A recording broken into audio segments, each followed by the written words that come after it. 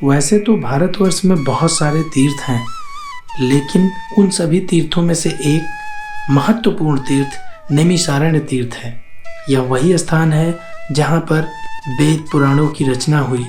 यहीं पर भगवान श्री राम ने अश्वमेध यज्ञ किया। भगवान शिव भयंकर रुद्र तांडव करने के बाद कुंड में समाहित हुए। यहीं पर 88,000 ऋषियों ने तपस्या की। यहीं पर सत्यनारायण की कथा पहली बार सुनी गई। यहीं पर चक्र तीर्थ है। इस तीर्थ का जिक्र हिंदू धर्म के सभी प्रसिद्ध ग्रंथों में पाया जाता है। 4 धाम की यात्रा भी बिना इस तीर्थ की यात्रा के अधूरी मानी जाती है। यहीं पर महर्षि दधीच ने अपनी अस्थियां इंद्र जी को दान की थी। संपूर्ण नैमिषारण्य तीर्थ का दर्शन और इससे जुड़े आध्यात्मिक तथ्यों को जानने के लिए यह पूरा वीडियो अवश्य देखें और कभी आपको समय मिले तो नैमिषारण्य तीर्थ सीतापुर उत्तर प्रदेश जरूर आएं।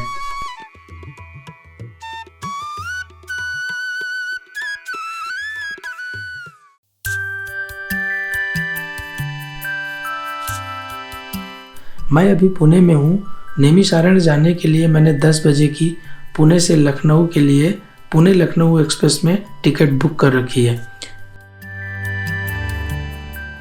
26 घंटे की पूरी जर्नी है। आप यदि किसी भी जगह से आना चाहते हैं, संपूर्ण भारतवर्ष से आपको सबसे पहले लखनऊ आना पड़ेगा। वहां तक आने के लिए ट्रेन और फ्लाइट दोनों की सुविधाएं हैं। ट्रेन लगभग 5 घंटे की देरी से चल रही थी। मैं सुबह 6 बजे लखनऊ पहुंचा। वहां से मैं केसरबाग बस अड्डा गया और केसरबाग बस अड्डे से मैंने सीतापुर के लिए बस ले ली।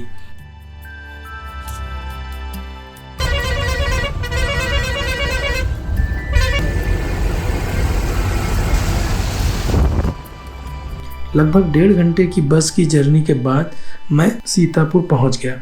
सीतापुर में अपने मित्र मिश्रा जी, डिम्पल और वाजपेयी जी के साथ नैमिषारण्य के लिए निकल गया। सीतापुर से लगभग 35 किलोमीटर की दूरी पर स्थित है ये नैमिषारण्य तीर्थ। नमस्कार, स्वागत है आप सभी का हमारे चैनल घुमक्कड़ केडी में एक बार फिर से।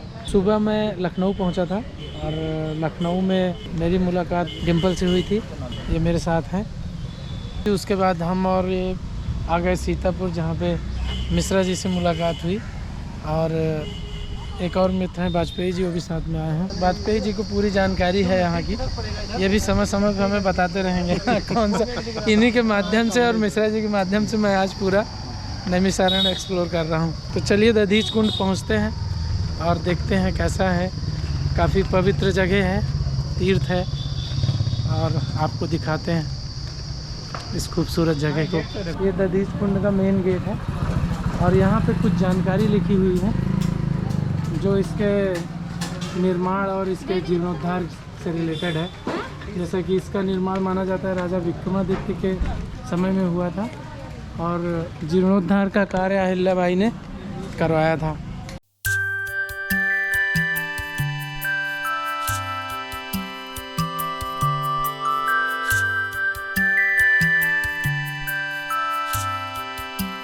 ये प्यारा सा कुंड आप देख सकते हैं।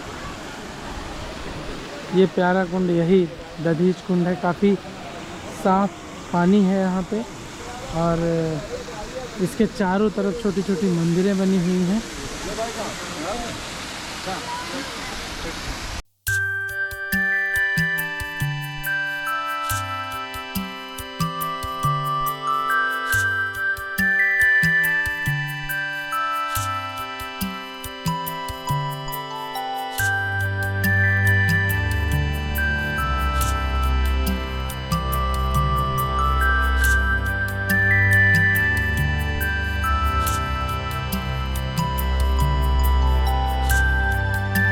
इस तरीके से जो है भगवान दधीच ने यहाँ पे अपनी हड्डियों का दान विष्णु जी को और जो है इंद्रदेव को किया था। उसका स्वरूप जो है अंदर रखे हुए हैं।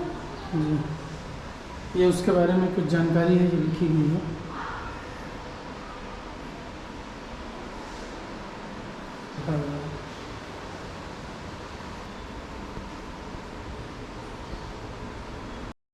ये माता रानी का मंदिर देखो, बहुत भव्य, बड़ा खूबसूरत।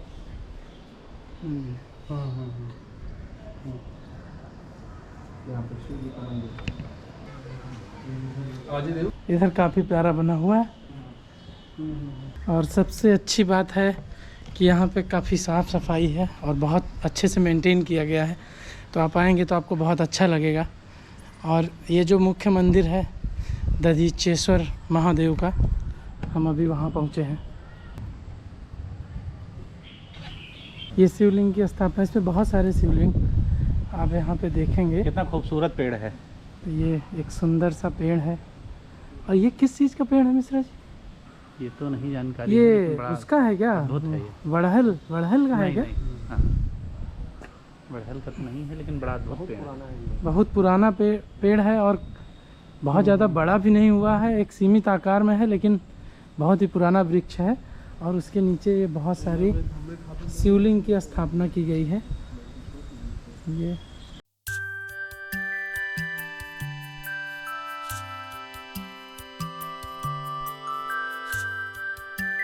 महर्षि दधीच से अस्थियों की याचना कर रहे हैं इंद्र भगवान। ये यहाँ पे दधीच भगवान ने, इस महर्षि दधीच ने अपनी अस्थियां दान की थी गाय से चटवा के।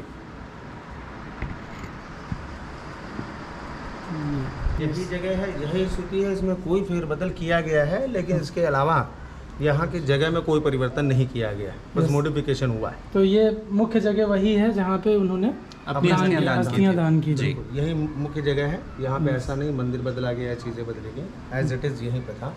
और ये पूरा कैंपस काफ़ी खूबसूरत लग रहा है, तो कभी भी आप आएंगे ये तो। महर्षि दधीच जी की पत्नी का हाँ, मंदिर है। ये महर्षि अथर्वा, ये उनके पिताजी का मंदिर है। और यहाँ से कुछ ऐसा मंदिर के जस्ट बगल में ये जो कुंड है,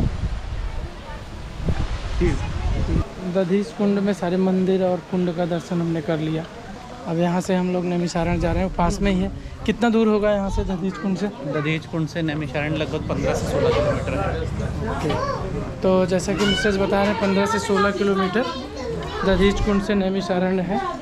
तो हम अभी यहाँ से नैमिषारण्य जा रहे हैं। नैमिषारण्य में हम लोग माँ ललिता देवी शक्तिपीठ के दर्शन करेंगे। उसके बाद में हम आपको दिखाएंगे जहाँ वेद व्यास जी की गद्दी है, जहाँ चारों वेद लिखे गए थे। हाँ। वो हम आपको दिखाएंगे। हनुमान गढ़ी है, वो दिखाएंगे। अच्छा, जहाँ चारों वेद लिखे वो जगह वो यही जगह है, वो दिखाएंगे हम आपको। देवेश्वर मंदिर है, शंकर जी का बहुत पुराना गोमती के किनारे प्राचीन मंदिर, वो दिखाएंगे।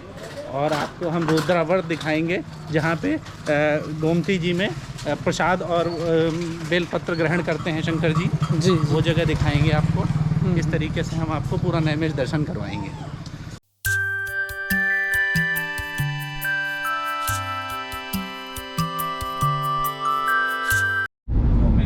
एक्चुअली हमारा टारगेट वैसे ही था कि हम सुबह आ जाएंगे और सुबह आने के बाद फिर पूरा दिन आराम से किया जाएगा, बट ट्रेन लेट होने के कारण हम खुद ही लेट हो गए। हाँ, अच्छा, सुबह से हम घूम रहे हैं और ये देख रहे हैं कि यूपी की सड़कें बहुत अच्छी हो चुकी हैं। हाँ, और कहीं भी जा रहे हैं तो मतलब सड़कें तो एटलीस्ट हमको बहुत अच्छी मिल रही हैं। अच्छी सड़कें हैं किसी भी तरह बात। तो अभी हम देवेश्वर महादेव के मंदिर आ गए हैं। ये पार्किंग का एरिया है पीछे, और यहाँ पे नज़ारा काफ़ी शानदार है। बहुत अच्छी छाया है यहाँ पे, काफ़ी सारे पेड़ लगे हुए हैं और बहुत पुराना एक पीपल का वृक्ष यहाँ पे आप देख सकते हैं, बरगद का। और इस सामने जो मुख्य मंदिर है देवेश्वर महादेव का, वो है। और ये काफ़ी प्राचीन मंदिर है। तो नैमिषारण्य तीर्थ के ये प्रमुख मंदिरों में आता है। और इस शिवालय का ये जो धाम है, इसका स्थापना स्वयं वायुदेव ने शिव आराधना के लिए की थी, और इसका वर्णन वायु पुराण में भी पाया जाता है। देवेश्वर धाम अत्यंत मनोहारी वातावरण में स्थित है और अति प्राचीन शिव का मंदिर है। इस मंदिर के पास एक यज्ञशाला भी है।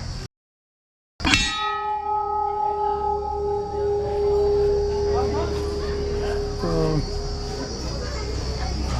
ये यहाँ पे एक यज्ञशाला है। यहाँ आपको रामायण सालों भर होती मिलेगी, मतलब कोई ना कोई होता रहता है। अच्छा, और भंडारे चलते रहते हैं। अच्छा, मतलब साल के 12 महीने यहाँ भंडारे वो जैसे यथाशक्ति अनुसार आदमी, कोई आया किसी ने करवा दिया, कोई आया किसी ने करवा हाँ, दिया। जैसे किसी की मान्यता है कोई। बाबा के जाते थे हम लोग। हाँ, गऊ घाट में। और लोग यहाँ आते हैं अपने घरों से और यहाँ रामायण का पाठ करते हैं। ओके, तो यहाँ पे अखंड मानस पाठ अक्सर जो है हुआ करता है। अभी हम आपको दिखाएंगे भी, चलता रहता है। हाँ, अभी तो बंद कर दी गई है। हाँ, पहले इसको उठाने के लिए हम लोग उसको मथनियाँ बोलते थे। मथनियाँ। हाँ, तो ओके। इसको उठाना पड़ता था। जो लोग उठा लेते थे उनको बड़ा मजबूत आदमी समझा जाता था। अच्छा अच्छा अच्छा। अभी क्या है, गवर्नमेंट ने इनको लॉक करा दिया है, बंद करा दिया है। नहीं अच्छा तो यहाँ पे आके इसमें एक डंडा लगा था, उसको उठाना पड़ता था। अच्छा अच्छा। तो ये बहुत दिन तक ऐसे ही चलती रही। हाँ हाँ। अभी तो बिल्कुल लॉक है अपनी। तो इस बरगद में ये भाई साहब दिखा रहे हैं कि यहाँ गणेश जी भी दिखते हैं। कहाँ पे? ये यहाँ पे बंधन लगा हुआ है। अच्छा, वो जो चंदन लगाया गया है ना। ओह, अरे मिश्रा जी, ये तो बहुत अच्छा है। ये देखिए, यहाँ पे बिल्कुल गणेश जी की आकृति बनी हुई है वृक्ष में। और यहाँ पे जो देवधाम है इसका कायाकल्प भी चल रहा है। जैसे ये सारे पिलर्स लगाए जा रहे हैं और आने वाले समय में इधर काफ़ी अच्छा इसका सौंदर्यीकरण हो जाएगा।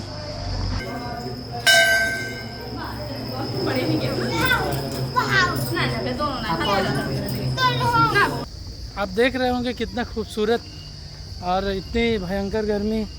यूपी में जब गर्मी पड़ती है तो सब कुछ सूख जाता है, और इस भयंकर गर्मी में भी इतनी हरियाली है और पूरा घना जंगल आप देख सकते हो। तो एक्चुअली जो नैमिषारण्य है उसमें अरण्य का मीनिंग ही यही होता है। अरण्य मीन्स वन।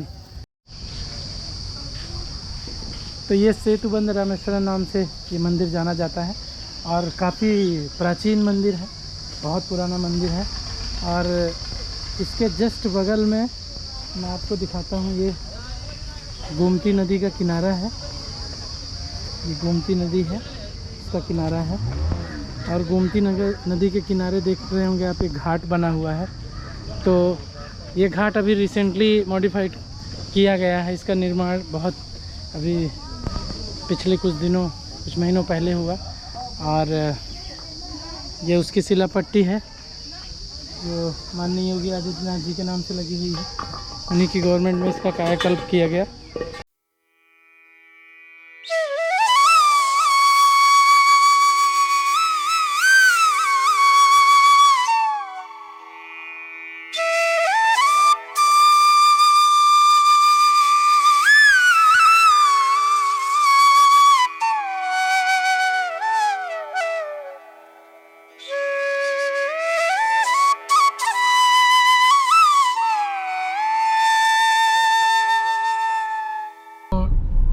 अभी देवेश्वर का दर्शन हम कर चुके और हम अभी निकल रहे हैं माँ ललिता देवी शक्तिपीठ की तरफ। और आपको ललिता देवी शक्तिपीठ के दर्शन करवाते हैं। तो यहाँ से देवेश्वर से मिश्रा जी ललिता देवी शक्तिपीठ कितना दूर पड़ेगा लगभग? अब यहाँ से 2 किलोमीटर है।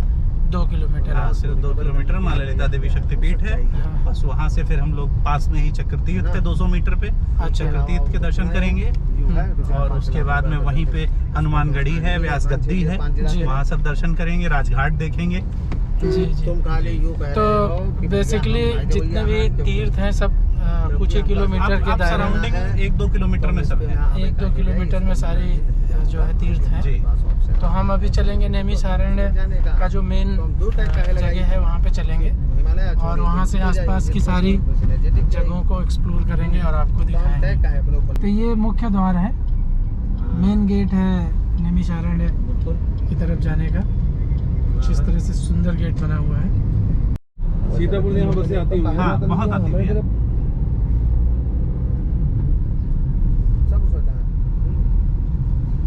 ये इधर आप हनुमानगढ़ी के लिए जाएंगे। अच्छा। और हम पहले चलते हैं माता ललिता देवी और चक्रतीर्थ। ये इधर रेलवे स्टेशन है पीछे।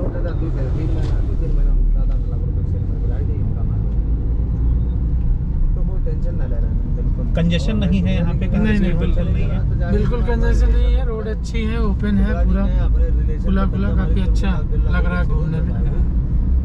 पहले हम लोग चलेंगे चक्रतीर्थ। यहाँ सारे प्रदेशों के भवन बने हुए हैं। अच्छा। तो ये महाराष्ट्र भवन बना हुआ है, यहाँ पे भक्त निवास, विट्ठल रुक्मिणी की मूर्ति लगी हुई है। जो भी यहाँ पे आते हैं यहाँ रुक सकते हैं हम लोग।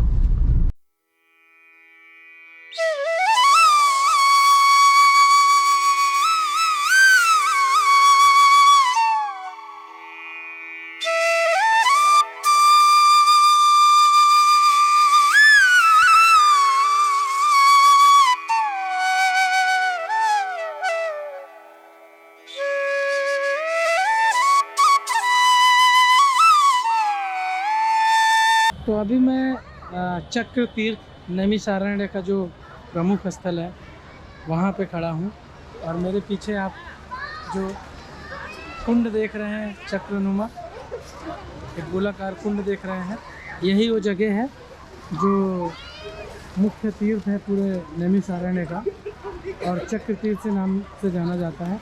और इसमें आप देख रहे होंगे कि लोग ऐसे पानी में जाके और इसकी परिक्रमा कर रहे हैं। तो ऐसे पानी में जाके और इसका परिक्रमा किया जाता है। और मेरे साथ गुरुजी हैं, और गुरुजी से मैं जानना चाहूँगा, थोड़ा बताएं हमारे दर्शकों को कि भगवान का चक्रकुंड है जो आप लोग कथा भागवत में सुनते हैं। एकदा नैमिषारण्य ऋषि शौनकार्यः प्रापुच्छम पौराणिकम खलु। ये 33 करोड़ देवता और 88,000 ऋषियों की तपोभूमि है। आगे जब कलिकाल आने को हुआ है तब 33 करोड़ देवता और 88,000 ऋषि जाकर के ब्रह्मा जी से प्रश्न किया कि हमको एक ऐसा स्थान बताइए जहाँ बैठ कर के हम तपस्या करें और किसी प्रकार की कोई बाधा ना आवे। तो इस पृथ्वी पे, इस भारत भूमि पे 9 अरण्य हैं। रुद्रिकारण्य, उत्पलारण्य, अभयारण्य, दंडिकारण्य, नैमिषारण्य। नैमि कहते हैं मध्य भाग को, जैसे हमारे आपके शरीर में ये नाभि होता है, ऐसे पूरे विश्व का ये मीडियम पॉइंट भी है। ऐसा इतिहास में इसका लेख मिलता है। ये जब नैमिषारण्य से मार्ग के द्वारा, भगवान के द्वारा, ब्रह्मा जी के द्वारा, जो 33 करोड़ देवता 88,000 ऋषि जब ब्रह्मा जी से प्रश्न किया तो ब्रह्मा जी ने अपने मन से इस चक्र को उत्पन्न किया। बोले जाकर के जहाँ पे इसकी नेमी क्षीण होगी वही तपोभूमि होगी, वहाँ बैठ कर के आप तपस्या करेंगे और किसी प्रकार की कोई बाधा नहीं आएगी। तो ये जब अष्टकोणीय पहले हवन कुंड बना हुआ था, जो आप ये देख रहे हैं, आज भी इसके 8 कोने बने हुए हैं। इसमें माँ ललिता देवी स्वाहा और स्वधा नाम की आहुति देती है। स्वाहा और स्वधा नाम की जब आहुति दी जाती है तो उससे धुआं निकलता है। मार्ग से जा रहे चक्र के बीचों बीच धुरी में धुएं का स्पर्श हुआ और ऐसा आभास हुआ कि यहाँ पे कोई शक्ति विद्यमान है। जैसे लोहा होता है और पास में अगर चुम्बक है तो चुम्बक लोहा को खींच लेता है, ऐसे ही धुआं का जब स्पर्श हुआ तो यहाँ पे आकर्षण हुआ और ऐसा आभास हुआ कि यहाँ पे कोई शक्ति विद्यमान है। और यहीं पे आकर के 6.5 पाताल पे ये चक्र यहाँ पे भेदन किया है। जब 6.5 पाताल का भेदन हो गया तब 33 करोड़ देवता और 88,000 ऋषि पुनः ब्रह्मा जी के पास गए कि महाराज 7 ही पाताल होते हैं, आधा पाताल का और भेदन हो जाएगा, हम बैठ करके तपस्या कहाँ करेंगे, भूमि जो है जलमग्न हो जाएगी। ब्रह्मा जी ने कहा कि मुँह से निकला हुआ वचन और तर्कश से निकला हुआ बाण, बंदूक से निकली हुई गोली जो वापस नहीं आते हैं। बोले महाराज हमको कोई उपाय बतलाइए। अभी आप माँ ललिता देवी का दर्शन करेंगे। ये त्रिकुट नाम का पर्वत था, वहाँ पे माँ ललिता देवी तपस्या करती थी। 33 करोड़ देवता 88,000 ऋषि माँ ललिता देवी से प्रार्थना किए कि माँ ललिता देवी हमारी रक्षा करें। त्राहिमाम वहाँ पे 6.5 पाताल का भेदन हो गया है, अगर आधा पाताल और भेदन हो जाएगा हम बैठ के तपस्या करेंगे। कहा माँ ललिता देवी यहाँ पे आकर के इसकी शिखा को पकड़ लिए हैं, वही ये तीर्थ है, वही माँ ललिता देवी का दर्शन है। यदि आप लोग रामचरितमानस में बाल कांड का अध्ययन करते हैं तो उसमें निकलता है तीर्थ वर नैमिष विख्याता अति पुनीत साधक सिद्ध जाता। तीर्थ वर, वर मीन्स होता है श्रेष्ठ। जैसे बारात में श्रेष्ठता किसकी होती है, दूल्हे की, ऐसे विश्व में जितने भी तीर्थ हैं वो हमारे बाराती के रूप में है। नैमिषारण्य तीर्थ हमारा वर के रूप में है। तीर्थ वर नैमिष विख्याता अति पुनीत। तीर्थ जहाँ भी हैं, जितने भी हैं, वो पुनीत तो ही हैं, लेकिन इसमें बाबा जी ने लिखा है अति पुनीत, जो पुनीत से भी पुनीत हो। इंसान हम आप सब लोग होते हैं, कोई जज हो जाता है, कोई डीएम हो जाता है तो उसका महत्व कुछ बढ़ जाता है। ऐसे ही नैमिषारण्य तीर्थ में बाबा जी ने लिखा है अति पुनीत साधक सिद्धिदाता। ऐसे साधुओं की मनोकामना पूर्ण होती है, ऐसे साधकों को सिद्धि होती है जो काम, क्रोध, लोभ, मोह, अहंकार से मुक्त होकर के श्रद्धा और विश्वास लेकर के नैमिषारण्य में प्रवेश करते हैं। ऐसे साधकों को सिद्धिदाता, सिद्धि देने वाला तीर्थ हमारा नैमिषारण्य तीर्थ है। और इसको नाभि गया भी बोलते हैं। चरण गया गया जी, आप लोग बोध गया बिहार जाते हैं, वहाँ पे आपके पितरों के चरण भाग की पूर्ति होती है। कृपाल गया बद्री नारायण, आप बद्री नारायण जाते हैं, वहाँ पे आपके पितरों के शर भाग की पूर्ति हो जाती है। नैमिषारण्य नाभि गया है, यहाँ पे जो आप पूजन पाठ अपने पितरों के लिए करते हैं तो आपके पितरों के पेट भाग की पूर्ति होती है। ये यहाँ का संक्षिप्त महात्मा है। यहाँ पे हनुमानगढ़ी, व्यास गद्दी, देवपुरी आदि आदि यहाँ पे दर्शन है, जो कि दर्शनीय स्थल है, आप दर्शन कर सकते हैं। प्रेम से बोलो चक्रतीर्थ भगवान की जय। प्रेम से बोलो अपने अपने माता पिता की जय। बहुत सुंदर तरीके से और बहुत अच्छे से और संक्षिप्त रूप में और विस्तार रूप में, दोनों रूप में मैं कह सकता हूँ कि बहुत अच्छे से आपने बताया और हमको सारी जो इसकी जो कहानी है वो सारी अच्छे से पता चली। तो आपका बहुत बहुत धन्यवाद गुरु जी। आप पुनः आगमन हो आपका। अच्छा, मैंने सुना था कि सत्यनारायण की पहली कथा यहाँ पे हुई थी, ऐसी कुछ व्यास कहानी? जी की जो आप लोग गद्दी पे जाएंगे, जहाँ व्यास जी ने बैठ करके 4 वेद 6 7 18 पुराणों का यहाँ पे विभाजन हुआ है। और सत्यनारायण का जो उद्गम स्थल है वो व्यास जी की गद्दी है। अभी आप देखेंगे यहाँ से थोड़ी दूर पे है, लगभग आधा किलोमीटर होगा, वो व्यास जी की गद्दी है। जी बहुत बहुत धन्यवाद। तो मैं अभी व्यास गद्दी में हूँ और मेरे पीछे जो वट वृक्ष दिख रहा है, जिसके नीचे मैं अभी खड़ा हूँ, ऐसा माना जाता है कि ये 5099 तो लगभग 5100 साल पुराना वट वृक्ष है। और इसको ऐसा माना जाता है कि इसको महर्षि व्यास जी के पुत्र जी ने इसको लगाया था। और ये वही जगह है, वही पवित्र जगह है जहाँ पे महर्षि व्यास ने समस्त वेदों की रचना की थी। समस्त वेद और पुराणों का जो जिक्र आता है तो सूत संवाद भी इसी जगह पे हुआ था, ऋषियों के साथ जो सूत संवाद हुआ था सूत मुनि का। तो यहीं पे जितने पुराण हैं उनको उन्होंने सुनाया था ऋषियों को, और यही वो पवित्र जगह है। ये सामने में जो आप दर्शन कर रहे हैं जी, इसको व्यास गद्दी कहते हैं। ये पहले टीला नहीं था। जब व्यास जी यहाँ आए थे, एक चबूतरा मात्र था। उसी चबूतरे पर बैठकर व्यास जी ने 4 वेद 6 शास्त्रों 18 पुराण, भागवत, महाभारत, सत्यनारायण कथा, ये सब ग्रंथों को लिखा। फिर अपने शिष्यों को ज्ञान दिया। सूत जी बेटे सुखदेव जी को पढ़ाया। यहाँ से जाकर के बद्रीनाथ में तपस्या किया। व्यास जी चले गए तो ऋषियों ने सोचा हम लोग भी 100-200 साल के बाद मर जाएंगे। हमारे न रहने पे ये पापी जीव संसार कलयुग के ये भूमि पर बैठेंगे या पैर रखेंगे या भूमि को छिन्न भिन्न करेंगे तो व्यास जी का अपमान होगा। इसलिए भूमि की सुरक्षा के लिए ऋषियों ने विष्णु शास्त्र नाम का पाठ करते हुए इसको ऐसा पिरामिड जैसा बनाया। वही है विश्व की सर्वोच्च गद्दी, व्यास गद्दी। सर्वोच्च गुरु वेद व्यास।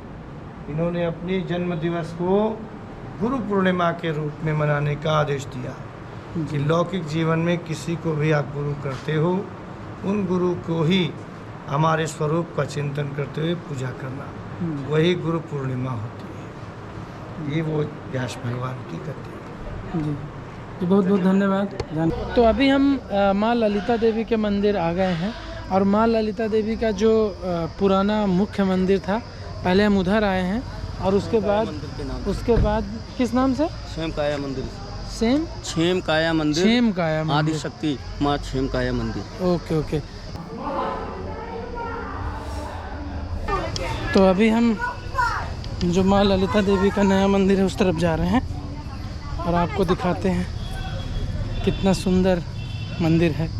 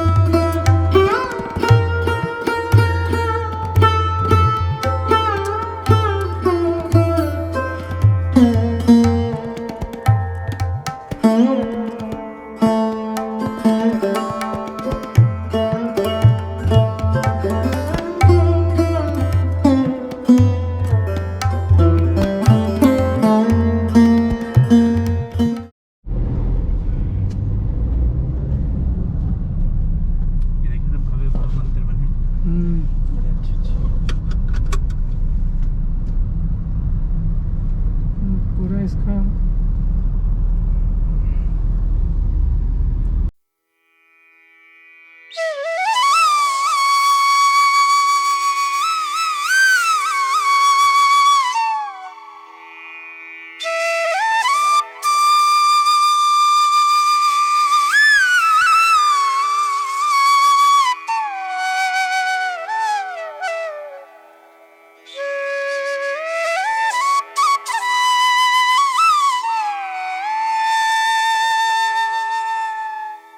आ गए हैं अभी राजघाट, और यहाँ पे मैं देख रहा हूँ कि बहुत तेज़ी से डेवलपमेंट काम चल रहा है। जैसे कि ये देखिए पूरी नई सीढ़ियाँ अभी बनी हुई हैं, और यहाँ पे भी काम चल रहा है पूरा सीढ़ियों का। इस तरफ ये नई सीढ़ियाँ बन गई हैं, और आगे यहाँ से इस तरफ ये पूरा काम यहाँ पे चल रहा है डेवलपमेंट का, सौंदर्यीकरण का। और यहाँ से आप मुझे दिख रहा होगा यहाँ पे जो घाट मंदिर बने हुए हैं छोटे छोटे, तो ये घाट के किनारे मंदिर बन रहे हैं, काफ़ी सुंदर है। मैं पास से चल के आपको दिखाता हूँ। तो कुछ इस तरह से यहाँ पे अभी काम चल रहा है। मुझे लगता है कि आज के 2 साल बाद अगर आप आएंगे तो शायद आप जो है इस जगह को पहचान नहीं पाएंगे। ये देखिए कुछ इस तरह से यहाँ पे काम चल रहा है। पहले पुराने इस तरह के रखे हुए थे। हाँ, पहले पुराने मिश्रा जी बता रहे हैं कि पहले ऐसे बना हुआ था, ऐसे लोहे के ऐसी संरचनाएं बनी हुई थी ऐसे। लेकिन अब पीछे जो आप देख रहे हैं ये पूरा नया रूप इसको दिया जा रहा है कुछ इस तरह से।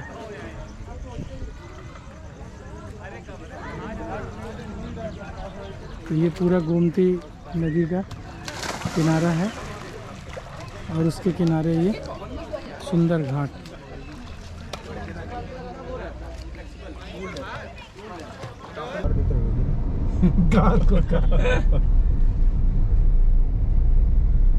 तो हम इस समय आ गए बालाजी मंदिर, जो नैमिषारण्य में बना हुआ है, हनुमानगढ़ी मंदिर के पास ही है। त्रिशक्ति हैं। अच्छा, तो मिश्रा जी कुछ बता रहे हैं इस धाम के बारे में। यहाँ पे त्रिशक्ति धाम है। यहाँ माता जी का भी स्थान है, बालाजी का भी स्थान है, विष्णु भगवान का भी स्थान है। सारे स्थान आपको यहाँ मिलेंगे जी। तो ये काफ़ी दिव्यतम तरीके से बनाया गया है, बहुत ही दिव्य जगह है। हम आपको दिखाते हैं, दर्शन कराते हैं। कुछ इस तरह से इसका एंट्रेंस गेट है।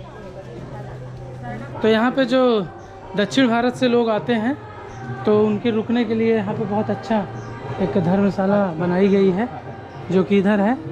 और ये देखिए विशाल मंदिर।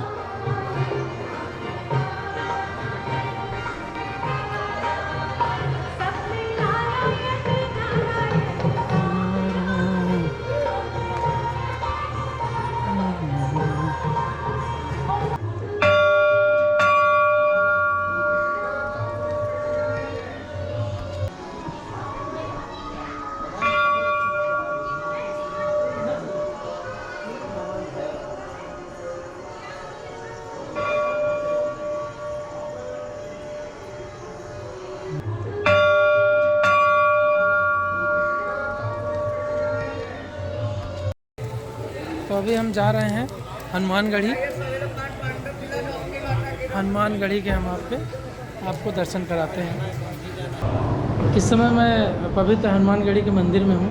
हनुमान जी विराजमान हैं। गुरु जी हमारे साथ हैं। गुरु जी बताएंगे इस मंदिर के महत्व के बारे में। सभी को जय श्री राम। मैं आचार्य शिवा शर्मा हनुमानगढ़ी नैमिषारण्य से। आप जिस स्थान पर विराजमान है, इस स्थान का नाम हनुमानगढ़ी पास पांडव किला है।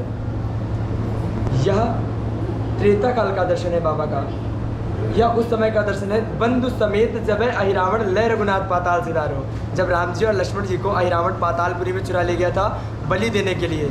जाय सहाय भयो तबहि अहिरावण सैन्य समेत सारो। हनुमान जी महाराज पातालपुरी में जाते हैं, अहिरावण का वध करते हैं, फिर इसी भूमि से उद्भव होते हैं। आप देख सकते हैं दाहिने कंधे पे रामचंद्र जी हैं, बाएं कंधे पे लक्ष्मण जी हैं, और पैरों के नीचे काला अर्ध स्वरूप जो पड़ा हुआ है ये अहिरावण पड़ा हुआ है। ये स्वयंभू हनुमान जी महाराज का दर्शन है। प्रयागराज में लेटे हुए, अयोध्या जी में बैठे हुए और नैमिषारण्य में खड़े हुए। तीनों में बाबा की विशेषता है। यदि किसी मनुष्य के ऊपर शनि राहु केतु कोई ग्रह अरिष्ट होते हैं तो श्री हनुमान जी महाराज का श्रृंगार पूजन करने से, प्रणाम करने से, नित्य देह दर्शन करने से तो बाबा का कभी ग्रह कष्ट नहीं देते हैं। यदि किसी को कार्य सिद्धि मनोकामना के लिए करना होता है तो वह मंगलवार को श्री हनुमान जी महाराज का दर्शन करता है और बाबा को घी सिंदूर चढ़ाता है, जिससे सभी कामनाएं सिद्ध होती हैं। यह सिद्धपीठ स्थान है। इस स्थान का नाम हनुमानगढ़ी 5 पांडव किला क्यों कहा जाता है, मैं थोड़ा सा उस पर प्रकाश डालता हूँ, आप सुन लीजिए, जानिए। आप द्वापर के अंत में आ जाइए। पांडवों ने कौरवों का वध किया, पांडवों को दोष लग गया, हत्या लग गई। कृष्ण भगवान ने कहा यदि आप नैमिषारण्य की धरा पर तपस्या करोगे, उससे कोई सोमावती अमावस्या पड़ती है, आदि गंगा माँ गोमती में स्नान करोगे, चक्र तीर्थ में मार्जन करोगे तो निश्चय ही आपके सारे दोष मिट जाएंगे। तो एक पाए दुई भुजा उठाए, रवि चितवई सन्मुख मन लाए। पांडवों ने यहाँ पर 12 वर्षों तक तपस्या की। नीचे में आप देखेंगे पांडवों का मंदिर बना हुआ है, 5 पांडवों का मंदिर बना हुआ है। आप नीचे में दर्शन करेंगे तो यहाँ पर पांडवों ने 12 वर्षों तक तपस्या किया है। 12 वर्षों तक तपस्या करने के पश्चात भी कोई सोमावती अमावस्या नहीं पड़ी, तो उन्होंने सोमावती अमावस्या को ही श्राप दे दिया कि जाओ तुम कलिकाल में बारंबार पड़ोगी, जिसमें नाना प्रकार की जातियाँ स्नान मार्जन कर अपने पापों से मुक्त हो जाएंगी। मान्यता यह है कि यदि सोमावती अमावस्या के दिन यदि कोई मनुष्य आदि गंगा माँ गोमती में स्नान और चक्र तीर्थ में मार्जन कर ले तो उसके युग युगांतर के, कल्प कल्पांतर के पाप क्षण भर में नष्ट हो जाते हैं। स्कंद पुराण के आधार पर श्री हनुमान जी महाराज की स्थापना पांडवों ने द्वापर के अंत में अपने द्वारा स्थापित की। इसी वजह से इस स्थान का नाम हनुमानगढ़ी 5 पांडव किला है। यह सिद्धपीठ स्थान है। बोले हनुमान जी महाराज की जय। तो गुरु जी ने बहुत विस्तृत जानकारी और बहुत संक्षिप्त रूप से दी और काफ़ी अच्छा लगा हमको इसके बारे में जान के। आप सबको भी इसके बारे में विस्तृत जानकारी मिली। गुरु जी को बहुत बहुत धन्यवाद। सादर प्रणाम।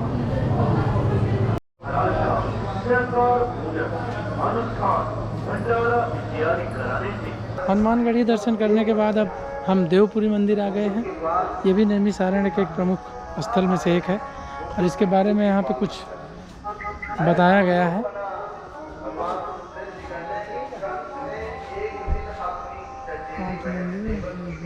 तो इस समय मैं देवपुरी में हूँ और देवपुरी जो है यहाँ पे 108 मंदिर है, जो कि एक तरफ से बताऊँ, ये शंकर जी का है मंदिर, ब्रह्मा जी का,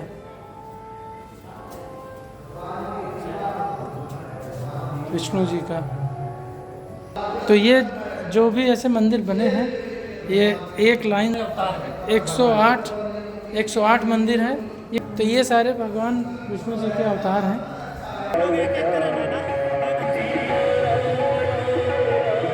इस स्तुति का नाम है गर्भगृह स्तुति। सत्यम व्रतम देव सत्य नेत्रम सत्यात्मकम।